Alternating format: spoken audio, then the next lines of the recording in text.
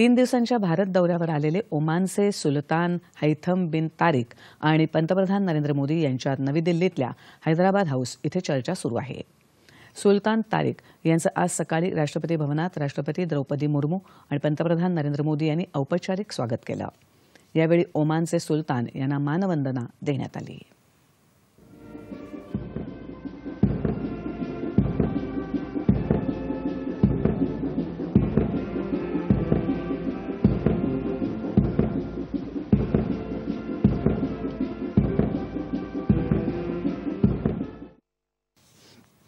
ओमानचे सुलतान तारिक यांची ही पहिलीच भारत भेट आहे.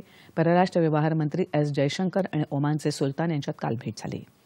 दोन्ही देशांमधले धोरणात्मक संबंध अधिक वृद्धिंगत करण्यात त्यांचं मार्गदर्शन मोलाचं ठरेल असं जयशंकर म्हणाले. ओमानचे सुलतान आज उपराष्ट्रपती जगदीप धनखड यांचीही भेट घेणार आहेत.